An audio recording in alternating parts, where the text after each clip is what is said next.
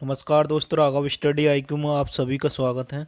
जैसे कि आप सभी को पता है, यूपी जीके की मैं पूरी वीडियो डाल चुका हूँ। यूपी स्पेशल के नाम से प्लेलिस्ट है, आप जाकर प्लेलिस्ट में वहाँ पर चेक कर सकते हैं। जैसे कि यूपी पुलिस और एसएससी जीडी के लिए ये वीडियो बहुत ही अच्छी होने वाली है। कोई भी एग्ज़ाम हो, एएलपी हो, एसएससी जीडी, यूपी पुलिस, जिसमें जीके जीएस पूछी जाती है, उसके लिए बहुत ही अच्छे 25 क्वेश्चन होने वाले हैं। वीडियो को लास्ट तक देखें, बहुत ही अच्छे क्वेश्चन मैंने आपके लिए छांट कर पीपीटी तैयार कर लेकर आया हूं।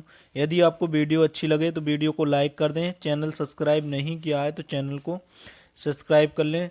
दोस्तों, देर ना करते हुए हम जल्दी से शुरू करते हैं और अपने अपने कमेंट बॉक्स में ज़रूर लिखें कि आप 25 में से आपने कितने सही किए हैं कमेंट बॉक्स में हमें, जिससे कि आपको पता पड़ेगा कि आपकी जी के जीएस में कैसी तैयारी है।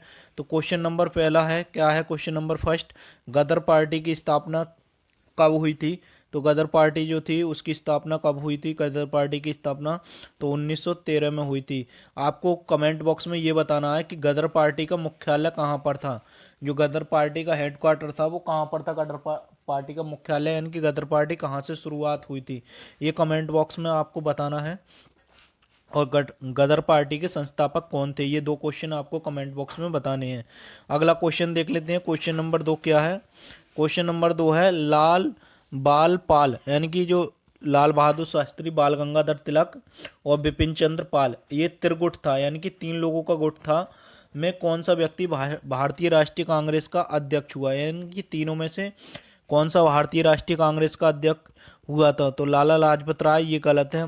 बिपिन चंद्र पाल, ये भी गलत है।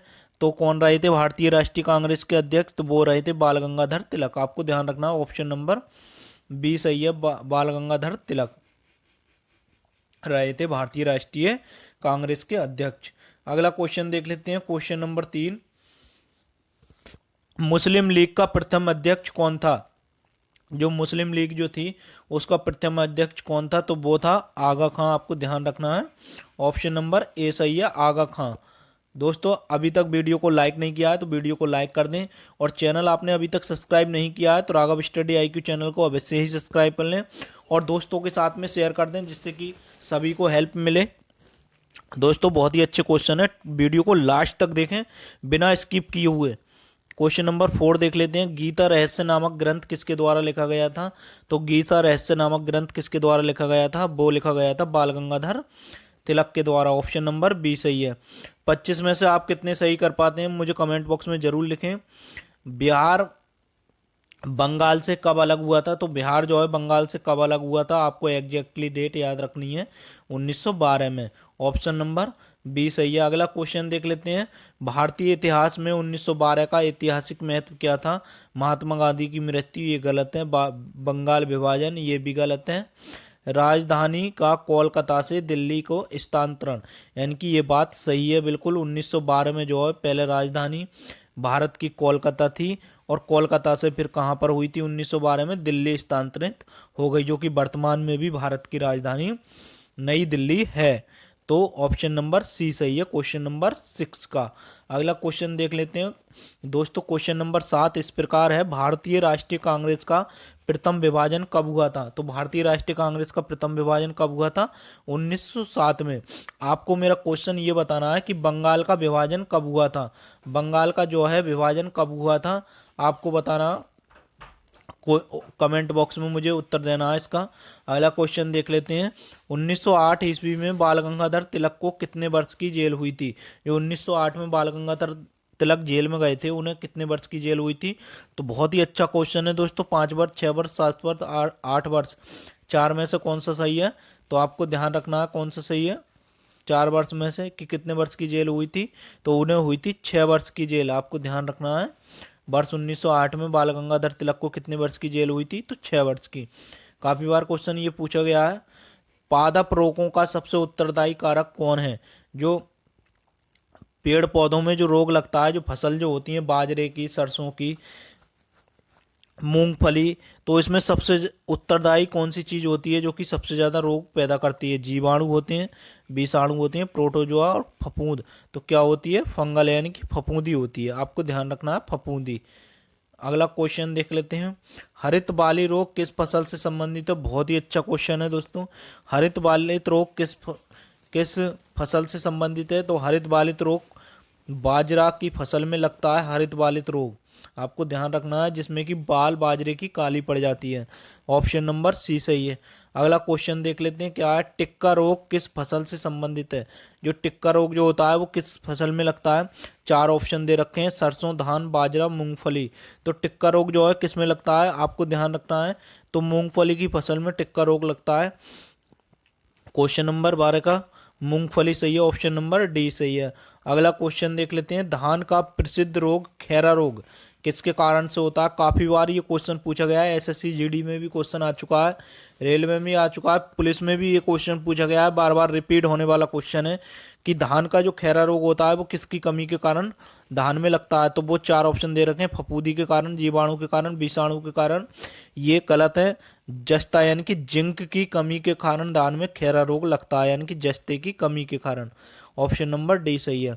अगला क्वेश्चन देख लेते हैं, पौधों की वृद्धि के लिए कितने आवश्यक तत्वों की जरूरत होती है। आज किसी भी पेड़ पौधे के लिए, अच्छे फल के लिए और उसकी अच्छी वृद्धि के लिए मिनिमम सभी कुल मिला के 16 एलिमेंटों की जरूरत होती है, यानी कि 16 तत्व होते हैं, जिसमें कि carbon, boron, calcium, magnesium, sodium, zinc, ये सारे तत्व जो हैं एक पौधे के लिए 16 मिनिमम 16 तत्वों की जरूरत होती है सही वृद्धि के लिए। अगला क्वेश्चन देख लेते हैं, प्रकाश संश्लेषण होता है। बहुत ही अच्छा क्वेश्चन है, काफी बार क्वेश्चन पूछा गया है। जैसे कि आपको प्रकाश संश्लेषण है कि प्रकाश सबसे ही जाहिर हो जाना चाहिए। प्रकाश कब होता है, तो प्रकाश दिन में होता है, और वो भी किसका प्रकाश, तो सूर्य का।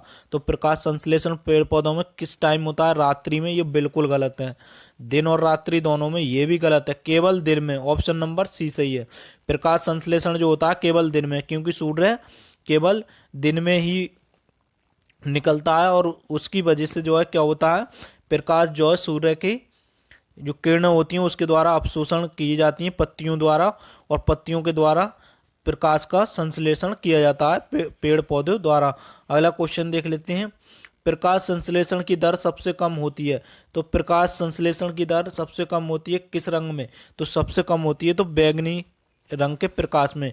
प्रकाश 7 रंगों का होता है, तो आपको उसमें सबसे दर जो कम होती है प्रकाश संश्लेषण की कौन से रंग से होती है, तो बैगनी रंग से आपको ध्यान रखना है, और सबसे अधिक जो होती है लाल रंग में, आपको ध्यान रखना है। अगला क्वेश्चन देख लेते हैं, प्रकाश संश्लेषण की दर सबसे अधिक होती है, तो वो लाल रंग के प्रकाश में। आपको ऑप्शन नंबर ए सही है। पौधों में वाष्पोत्सर्जन की क्रिया किस में होती है, तो पौधों में जो है वाष्पोत्सर्जन की क्रिया किस में होती है, तो जड़ में, तना में, पत्ती में, पूरा पौधा में। वाष्पोत्सर्जन की क्रिया जो होती है वो पूरे ही पौधे में होती है, आपको ध्यान रखना है। प्रकाश संश्लेषण की क्रिया में क्या बाहर निकलता है, जैसे कि आप सभी को पता है पेड़ पौधे क्या ग्रहण करते हैं, कार्बन डाइऑक्साइड तो लेते हैं, यानी कि CO2 तो ग्रहण करते हैं, और आउटपुट क्या करते हैं, O2 यानी कि ऑक्सीजन निकालते हैं। तो ऑप्शन नंबर बी सही है आपका। अगला क्वेश्चन देख लेते हैं, प्रकाश संश्लेषण होता है, तो प्रकाश संश्लेषण पौधे के किस भाग में होता है, ये भी आपको पता होना चाहिए। न्यूक्लियस यानी कि केंद्रक में, ये गलत है। क्लोरोप्लास्ट, ये बात बिल्कुल सही है। माइटोकॉन्ड्रिया, ये भी गलत है। तो प्रकाश संश्लेषण जो होता है पौधे के किस भाग में होता है, पादप कोशिका के किस भाग में होता है। देखो ये है पादप कोशिका, तो पादप कोशिका पे यहाँ पर क्लोरोप्लास्ट होते हैं, हरित लवक, जिसे हरित लवक बोलते हैं। तो उन हरित लवक में क्या होता है, उसी में ही जो होता है प्रकाश संश्लेषण होता है। ऑप्शन नंबर बी सही है। अगला क्वेश्चन देख लेते हैं, निम्न में से किस पेड़ को अपनी वृद्धि के लिए सर्वाधिक मात्रा में जल की आवश्यकता होती है। ऐसा कौन सा पेड़ है जिसको अपनी वृद्धि करने के लिए, बढ़वार करने के लिए सबसे ज़्यादा पानी की ज़रूरत होती है। आम का पेड़, ये गलत है बिल्कुल। बबूल का पेड़, एक बबूल का पेड़ ही ऐसा होता है जिसके लिए सबसे कम पानी की ज़रूरत होती है। अमरूद, ये भी गलत है, लेकिन इसमें क्वेश्चन में ये पूछा है सबसे अधिक पेड़ की वृद्धि के लिए पानी की जरूरत कौन से पेड़ के लिए होती है, तो वो है यूकेलिप्टिस। आपको ध्यान रखना है, यूकेलिप्टिस का पेड़ जो है सबसे अधिक पानी की जरूरत होती है। अगर फसल पूछे तो सबसे अधिक गन्ना या धान, अगर धान दिया हो तो धान की फसल, और नहीं तो गन्ना दिया हो तो गन्ना। तो ऑप्शन नंबर डी सही है इस क्वेश्चन के हिसाब से कि सबसे अधिक किस पेड़ के लिए पानी की जरूरत होती है, तो वो है यूकेलिप्टिस। अगला क्वेश्चन देख लेते हैं, पेड़ों की पत्तियों में पाए जाने वाला हरा पदार्थ क्या कहलाता है? तो हरे पदार्थ को पत्तियों में जो पाया जाता है उसे क्या कहते हैं? हीमोग्लोबिन। ये बिल्कुल गलत है। क्लोरोफिल, ये बात सही है, ऑप्शन नंबर बी बिल्कुल सही है। दोस्तों 25 में से आप कितने सही कर पाते हैं कमेंट बॉक्स में ये बात जरूर लिखें कमेंट करके। यदि अभी तक वीडियो को लाइक नहीं किया है तो वीडियो को लाइक कर दें, और चैनल सब्सक्राइब नहीं किया है अभी तक तो चैनल अवश्य ही सब्सक्राइब कर लें। हम काफ़ी अच्छे क्वेश्चन में पीपीटी में लेकर आता हूं।